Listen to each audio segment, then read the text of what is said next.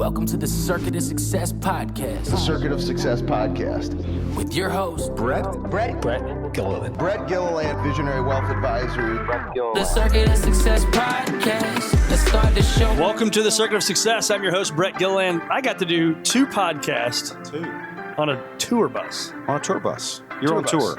I'm on tour. This is Dr. Colby Jubenville, and I'm going to get this out here because he probably will try to sneak this in, and Eric's heard about it basically all day.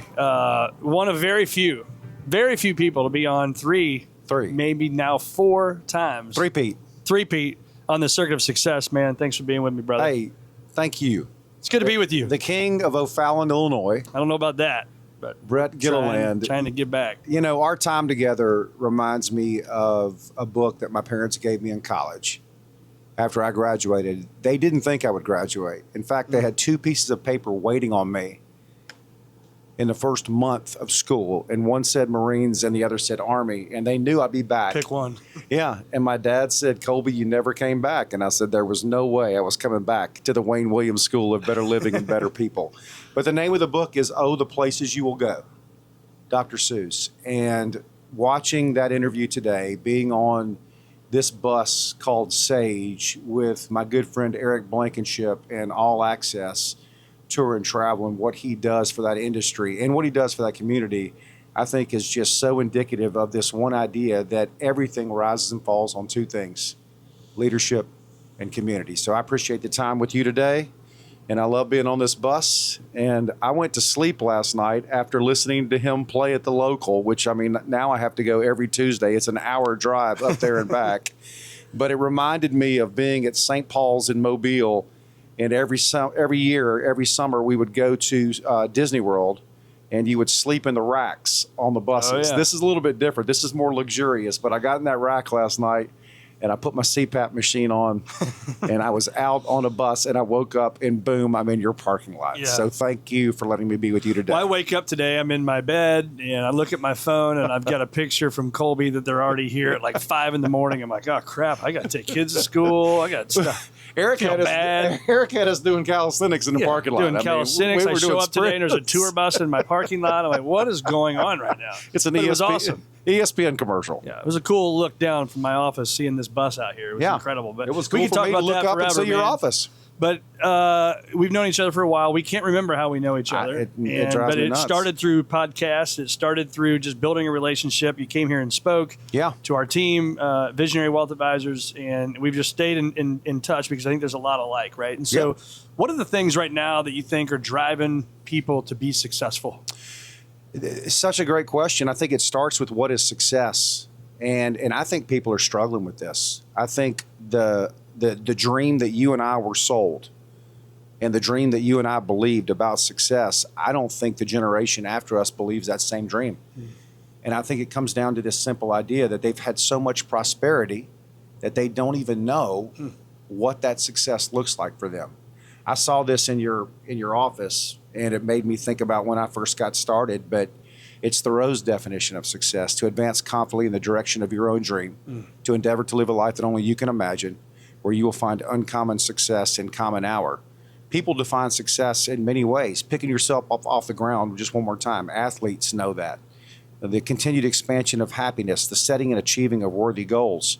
I think social media has had such an impact on the dopamine sugar that goes into people's brains that they have just spent their entire lives comparing themselves to other people instead of saying, what is it that I really want? In our 20s, they teach us to get in the game. They don't say what game to get into. They just say get in the game. In our 30s, we move up in the game. In our 40s, we try to stay in the game because those 30-year-olds are so good. In our 50s, what the research says is we finally say, what do I really want? I used to end at the 50s, and somebody in the audience one day out in Arizona in the 60s said, well, what do you do in your 60s? And I said, well, I'm not 60, so you tell me. And he said, if you say this is what I really want in your 50s, in your 60s, you get it and do it. And so to me, if I'm giving advice to a young person, get clear about what you really want and then get it and do it. Talent development starts with getting around people better than you and then deciding how you want to be better than them in things that matter to you? Yeah. I say all the time, clarity precedes mastery. Yes. Right? And so for me, and you probably saw in my office today, I've got tons of these journals. And whether that's visionary wealth advisors, right? Dreaming, thinking, strategizing. But the biggest thing I think most people, where I get most excited about, the circuits of success are your attitude, your belief system, your actions ultimately get you results. Yeah. And that's how we fence in success, right? But the one thing I see that most people don't do is they may have a great attitude. They may have a great belief system. They may even have a great product or an idea for the result. Yeah. They don't take action, Yeah. right? Yep. You take action. Eric takes action. I take action. So what advice do you have for people that know what they want, but they're not doing a damn thing about it? Don Shula says it best, don't let the start stop you. Don't let the start stop you. Before you can build version 2, you got to build version 1. I worked with a guy named Brian Shulman early in my career. Shulman was Pat Dye's favorite player. The story goes that he walked out there as a walk-on at Auburn, and Dye lined up 3 punters. First punter kicked it, second punter kicked it, and Shulman was the third punter, and he kicked it and went down and tackled the guy. And Dye said, "That's my punter." And so I'm in the Vanderbilt Lowe's Hotel in Nashville, and I'm worried about my future. I'm 31 years old. I've got student loan debt because my parents told me they're going to give me the same opportunity their parents gave them. They're going to let me pay my entire way through school. I'm still mad about that today, by the way. And he said, "Colby, you're different than the rest of these guys. I actually think you can fix the issues that you say you can fix. And I don't mind you telling me my baby's ugly, but you're going to have to tell me specifically how to fix it."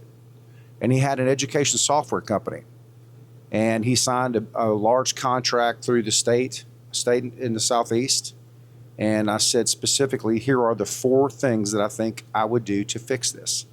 And he goes, "All right, so I'm going to pay you whatever it is that you want to be paid. You're going to have to tell me what that is. I'm going to be very clear about what I want you to do. I'm going to give you the timeline, and you should only come to me should you have problems that you can't solve yourself." No one had ever talked to me this way. It's the first time in my life that I was awoken to this idea of that you can get paid for your value and not your time. We teach children to go to a job interview and let the interviewer tell them, this is what you're going to get paid. They are so sophisticated that they'll go, "What do you think you should get paid?" Because human beings will lowball their own value. And so I'm so scared at 32, having to go home and face my family, 31, with a child, little Jack Jubenville on the way, and paralyzed, that I couldn't get out a number. He sat there and waited, and he finally gave me the number. It was probably 15 times higher than what I could get out of my mouth because I was so scared. And he said, "Do you think that's a good place to start?" And I said, "I think that's a great place to start." And I walked out of the hotel, and I called my wife, and I said, "I want you to know, I just signed this contract, and things are going to change." And I think until you experience that kind of adversity, you'll never be able to figure out how to use adversity to accelerate growth, which is a key part of success. Talk about the power of thinking big. So that 15 times, right, we sell ourselves short sometimes, or maybe that belief system is not there. We got to build our belief. But how important is the power of thinking big? Well, the power of thinking big starts with the habits that you talked about. What habits do you have? Here's the habits that I have every morning. The habits start with this, 3:30, 4:30 a.m. I text you sometimes during that time. It starts with apple cider vinegar. It starts with Gary Brecka's Perfect Amino. It starts with colostrum. Then it's to the gym to protect your confidence, because your confidence is under attack every single day. Yeah. All of us. Our confidence. Anyone that tries to do things, if they can't categorize you, they criticize you. And the minute that you understand that protecting your confidence and doing those habits every single day is the only way to get to a place that will accelerate that growth, then you'll continue to think big but not execute big. And thinking big is the first step. The first step, you have to say it's possible. The second step you have to say is it's possible for you. Then you have to wake up and do 3 things a day, 5 days a week, 60 times a month, dominant focus in your life. thinking big starts with what is the dominant focus. For me, it was coaching and teaching on an ever-increasing stage. It happened for me at St. Paul's High School in Mobile, Alabama, the womb of greatness, drawing up that play for Zach. I get him. Zach is my little brother, and saying, we're going to run this play. It's going to work. It worked. Santoli stops the game. You can't run that play. Waves the basket and says to me afterwards, puts his arm around me. He says, you're going to be a great coach one day, just not today. I'm waving the basket. And I walked out and I said, I am going to be a great coach. I went on to start a college football team in 1998 with no phones, computers, players, uniforms. We ended up 21st in the nation during that time together, and that set the trajectory for the rest of my life. Yeah. But I think also what I hear there, is back to action, is you've taken action every day to do that. There are days that I don't want to. What do you do on those days? Struggle. But struggle helps you think better, communicate better, make better decisions. Struggle makes you pick up the phone and call Eric Blankenship and say, man, I'm not feeling it today, and let somebody like that who's better in other places get around you and say, you can do it. Yeah. You are better. You got to take the next step. People are counting on you. I got other people like John Floyd who's in my life that says, you tell all these people all this stuff and you can't do it yourself. You better do it yourself, which is a hard, getting that accountability and turning that microscope around and putting on yourself is a very, very difficult thing to do. It's funny you say this. So I was in my office. I think it was Monday of this week. I didn't want to work. I didn't want to be there. Yeah. I didn't want to do jack squat. Yeah. And I sat there and debated. I'm like, I may actually put a post on, because I'm guilty of it. Everybody's guilty of it on social media. Every day is a great day. And success. And no, like not at all. Right. Like I just sat on my couch, basically like looked at my table for a while, for like hours. It felt like, but it's like, we don't talk about that. No. And I think it's okay, man, for people that are listening to like, not every day is going to be great. You listen to people like me or other people that everything is always great. We're fighting and do this and do it's not, man. No. And so I think, I don't know, I'm getting very passionate about that. And I might add a second social media handle of like what it's really like some days. I think somebody needs to do that. And here's what I know is that in about year 3, we settle into a career. And that's what happens. And most people, once they settle in, they can't find a way to get out of it.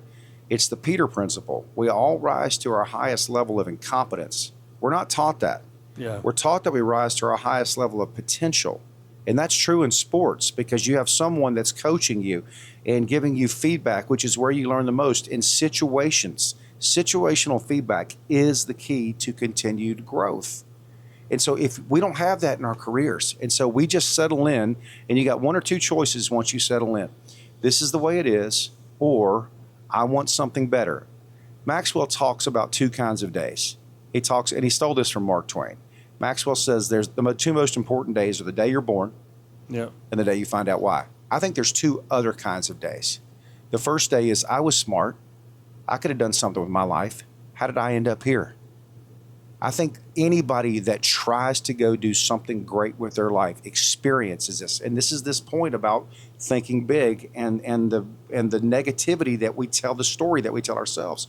And then the second day is, and I think this happens to anyone that tries to do something more than they know that they can, and that is, this is not what I signed up for. No. Every person that has ever tried to do something great, including my good friend Eric Blankenship on his bus stage today, has had those 2 days. Yep. I was smart. I could have done something. How did I end up here? And this is not what I signed up for. Yep. So talk about Beyond. You've seen Beyond today. Yeah. Going beyond your self-defeating thinking. That's what it's about, right? So what closing advice would you have for that person listening right now that's got this self-defeating thinking? We got to go beyond that. We got to go beyond the limitations we put on ourselves. Yeah. Give them the locker room talk. The only way that I've gotten through beyond of where I was is through relationships. And I'll quote Jerry Maguire and the late, great Dickie Fox, who told Jerry, he was his mentor. And he said to Jerry, the key to this business is personal relationships. And I wrote on my whiteboard, when does a relationship become personal? And the answer to me is a relationship becomes personal when it becomes meaningful. And a meaningful relationship is 2 people working together through interdependence towards a common goal. Champagne does not taste good by yourself, but it tastes great when you got other people in the room. And collaboration is the stuff that growth is made of. Solid. That's what it takes. Love it. The greatest changes in opportunities and success in my life are when two people get together through interdependence and work towards an agreed upon common goal. Yeah. So where do our listeners find more of Colby Jubenville? drjubenville.com. We're in the throes of putting a new podcast together. Going to run it through your network. And so we're in the middle of working through that. I'm on Forbes Coaches Council. And I've got some other opportunities on the horizon that I'll actually make the announcement on your networks of what's going to happen and where that's going to be. And I think it's right around the corner. So It's going to be a big deal, man. Well, hey, listen, I can't tell you how much I appreciate the relationship. I can't tell you how much I appreciate coming here today and walking through Beyond. Most people talk about it. Very few people go and do it. And what I love about you is once that idea is planted in your head, you're not going to stop till you do it. And it took me 6 months to get here, but it will not take me 6 months to come back. Love it. Thank you, brother. Thanks for being on the Circuit of Success. Appreciate you. Yes, sir.